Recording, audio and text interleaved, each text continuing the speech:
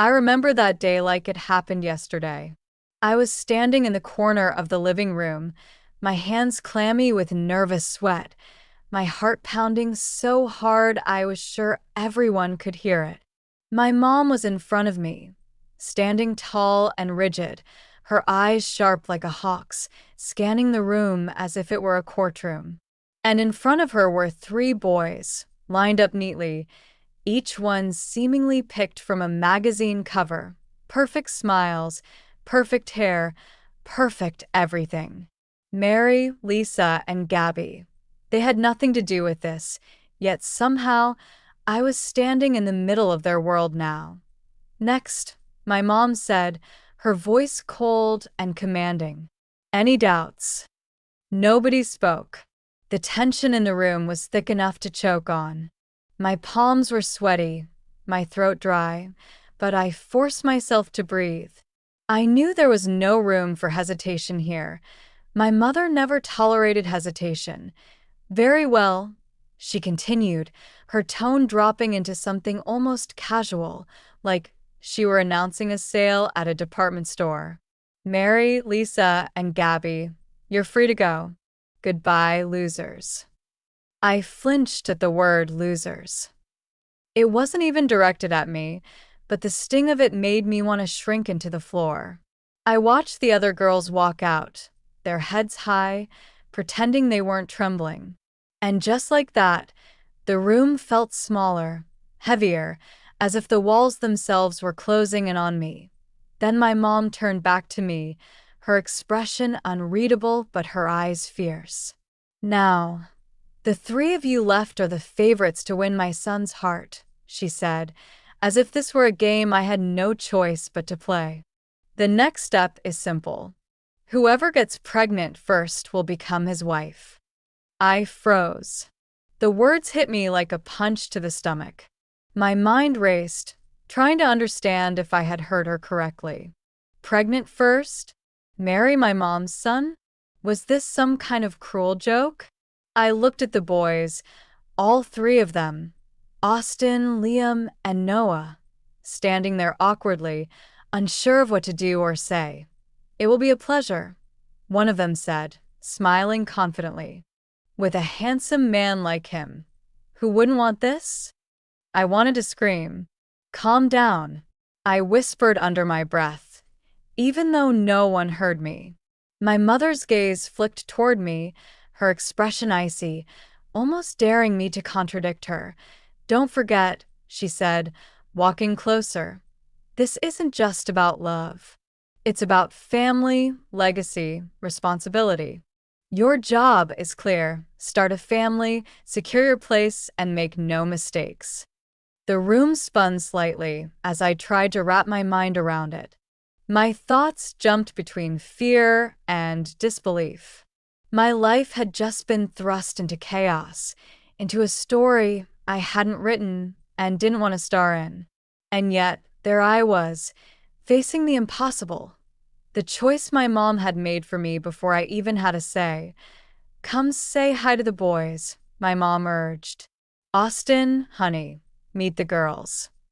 Austin stepped forward, a polite but uncertain smile on his face. He extended a hand, and I shook it, feeling the awkward tension between us.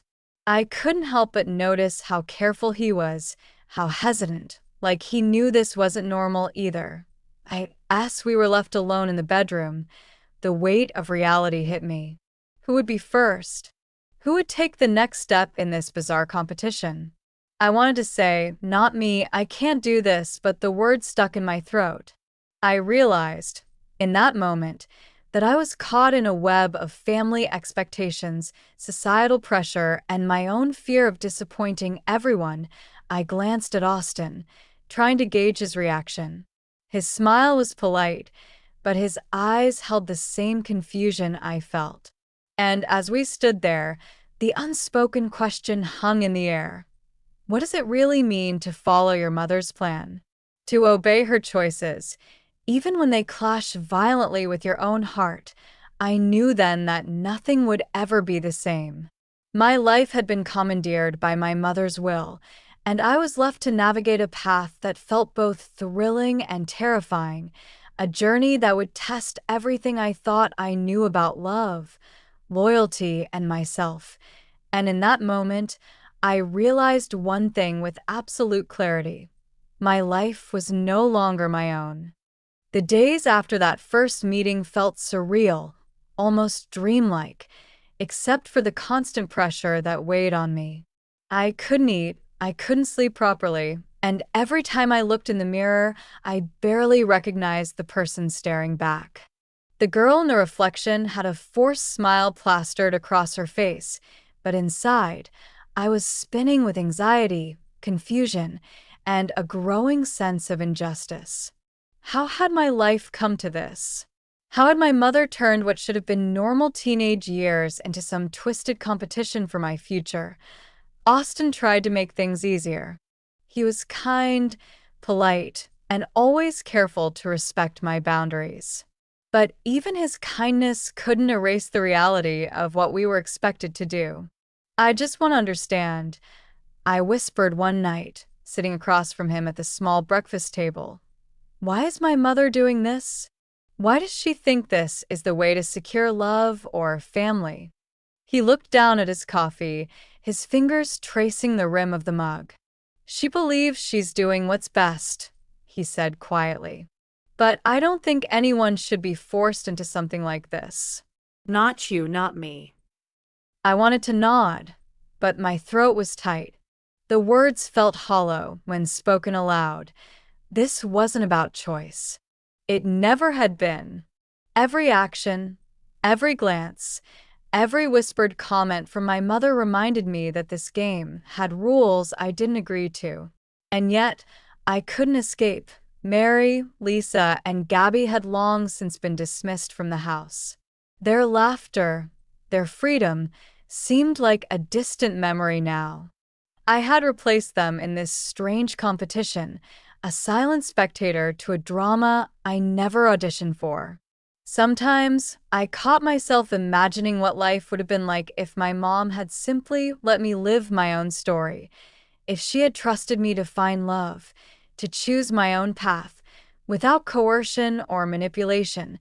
And then there were the other two boys, Liam and Noah, who were just as uncertain, just as unwilling, yet equally ensnared in my mother's plan.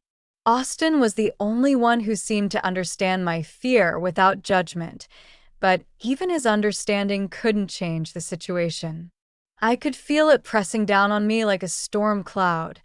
Every expectation, every whispered threat, every reminder of what was at stake. One afternoon, my mom called me into her office. I remember the way the sunlight fell across the polished desk, the way the books lined up neatly on the shelves, and the air of authority that seemed to cling to her like perfume. "It's time," she said, her voice sharp, "to take the next step." I swallowed hard. Mom, "I don't know if I'm ready for this." Her gaze softened for a fraction of a second, enough to almost convince me that maybe she cared about how I felt. But then it hardened again, and I knew the softness had been a trick. "You don't have to be ready," she said, almost kindly. "You just have to act. That's how the world works." I left the room feeling hollow. That night, I lay in bed, staring at the ceiling, thinking about what it meant to be forced into someone else's dream. I thought about Austin, his quiet patience, his hesitant smiles, the way he never tried to push me beyond what I was willing to give. And I realized something. Even in this chaos, there was a thread of truth, of humanity, that I could hold on to. He wasn't my mother's pawn, and neither was I. The next few days were a blur of awkward interactions, careful conversations, and stolen moments of genuine connection. Austin and I began talking more, cautiously at first, about everything except the competition, everything except the impossible expectations pressing down on us.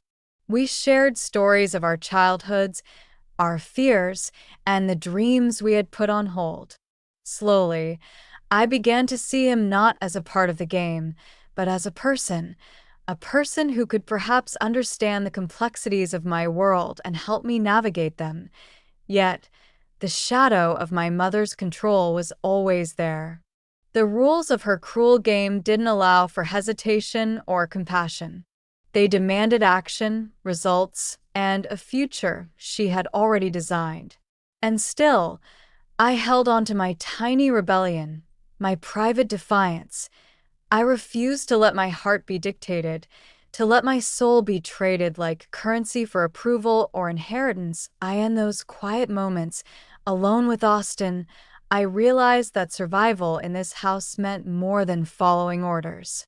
It meant holding on to myself, even when everyone else, including my mother, tried to rewrite who I was. And for the first time since this ordeal began, I allowed myself a small, forbidden hope. Maybe, just maybe, I could find my own way through the chaos. Days turned into weeks, and the pressure didn't ease.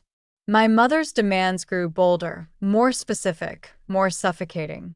The game she had created wasn't just about winning Austin's heart. It was about producing results, securing her legacy, and bending everyone involved to her will. Every morning, I woke up with the weight of expectation pressing down on my chest, and every night, I went to sleep with guilt gnawing at me for even thinking about resistance. One afternoon, she called me into the living room, the same room where it all began.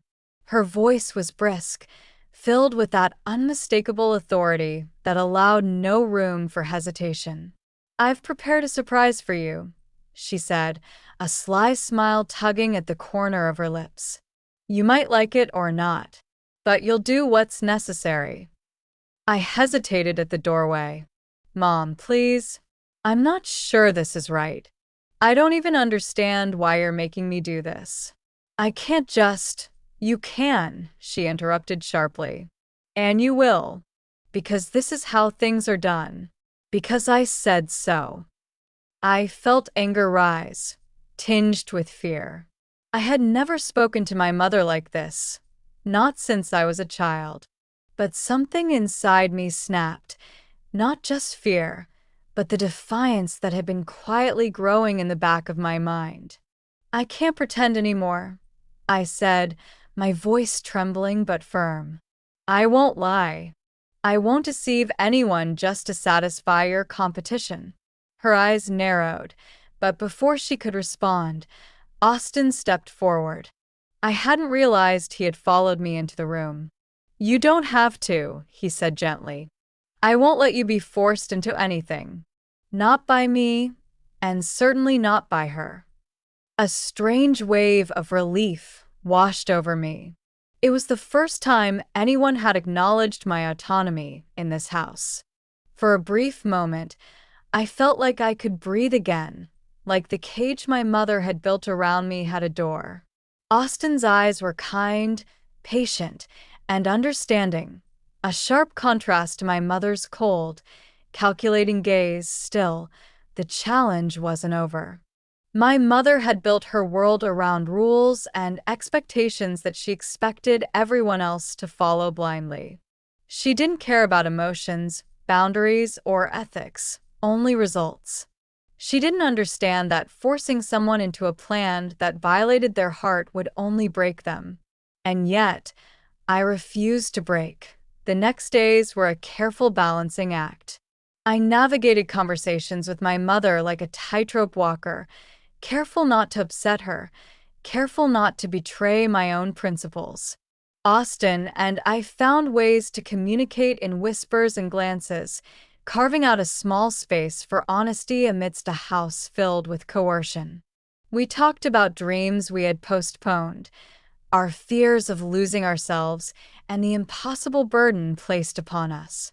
Each moment felt precious, fleeting, a quiet rebellion against a world that demanded compliance. One evening, my mother brought up the grandchild challenge again. "Remember," she said sweetly, almost mockingly, "whoever gets pregnant first secures her place." I wanted to laugh, to scream, to run out of the house and never return. But instead, I felt a wave of clarity. I realized that I could no longer play along with her rules, that I had to assert my own agency. I looked at Austin, and our eyes met, an unspoken understanding passing between us. We would not be pawns. Austin nodded slightly, as if reading my mind. "Whatever happens," he said quietly, "I'll respect your choices. I'll support you. You're not alone in this." For the first time in weeks, I felt a sense of hope.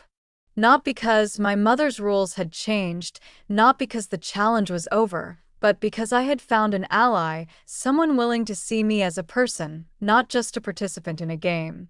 I realized that survival in this house wasn't about compliance. It was about holding on to my identity, my values, and my voice. And so, I decided then and there, I would not allow myself to be manipulated or deceived. I would navigate my mother's twisted competition with integrity, even if it meant standing alone. I would protect my heart, my dignity, and my future, even if the cost was high. That night, as I lay in bed staring at the ceiling, I felt something I hadn't felt in a long time. Power. Not over anyone else, not over the situation, but power over myself. I could choose my own path, no matter how twisted the road had become. And for the first time, I allowed myself to hope that I could survive this ordeal without losing who I truly was. The days that followed were like walking on a tightrope over a stormy sea. My mother's obsession with control hadn't lessened. If anything, it had intensified. Every glance, every word, every step I took seemed to be measured against her impossible standards. I had learned to move quietly, to speak cautiously, to navigate her demands with precision. And yet, even in the midst of this chaos, there were moments of clarity, moments when I could see through the facade she had built around me. It all came to a head one evening when my mother's patience, or perhaps her tolerance for defiance, reached its limit. "Do you know what you're risking?" she asked, her voice sharp, her eyes glinting like knives. "You think you can play by your own rules, but this isn't about you. This is about family, legacy, and what I demand from you. Do you understand?" I took a deep breath, forcing myself to stay calm. "I understand, Mom," I said softly, careful not to let my fear show. "But I also understand myself. I can't participate in lies or manipulation just to meet someone else's expectations. I can't sacrifice my integrity for a game." She froze, the sudden firmness in my voice catching her off guard. I could see the surprise flicker across her face, quickly replaced by a mask of composure. "You think you're brave," she said slowly, "but bravery without obedience is just foolishness. You will learn soon enough." That night, I confided in Austin, unable to hold my anxiety in any longer. We sat together quietly, the room dimly lit by a single lamp. I felt the weight of the week pressing on my shoulders. "Mom's expectations, they're unreal," I whispered. "It feels like I'm trapped, like every decision is already made for me." Austin reached over and held my hand gently. "You're not trapped," he said, his voice steady. "You still have a choice. You can decide who you are, even in her world. You don't have to let her dictate your future." His words gave me a small sense of relief, but I knew the reality was harsher. My mother's obsession with grandchildren and control was not something I could simply walk away from. It had already affected the lives of so many people around her. And yet, despite the fear and pressure, I felt a quiet defiance growing inside me. The confrontation came sooner than I expected. One morning, my mother stormed into the room, furious. "Why is it that some of you can't follow simple instructions?" she demanded, her eyes darting between me and the boys. "You think this is a game? Some of you have already failed, and yet you pretend otherwise. I felt my pulse quicken. Her anger wasn't just directed at me, it was a sweeping storm aimed at everyone she considered disobedient. And in that moment, I realized just how deep her manipulations ran. Some of the other girls had already attempted to deceive her, trying to secure their place by trickery or lies. But I hadn't. I hadn't played into her games, and now I could see the consequences of refusing to bend. "I'm not pretending," I said firmly, stepping forward despite the trembling in my legs. "I won't deceive anyone. I can't participate in this if it means lying or compromising my values. You may not like it, but I am telling the truth." Her expression shifted, a flicker of something, annoyance, maybe even disbelief, crossing her face. She turned sharply and said, "You are fired. All of you who refuse to play by my rules, you're dismissed." I felt a mix of fear and liberation. Fear, because I didn't know what her next move would be. Liberation, because I had finally spoken my truth. Austin came closer, his hand brushing mine in silent solidarity. "I believe you," he said softly. "And whatever comes next, we'll handle it together." In the days that followed, my mother's plans began to unravel in ways I hadn't expected. Some of the girls who had tried to manipulate her were exposed, their lies laid bare. Meanwhile, I found a strange sense of peace in my refusal to compromise.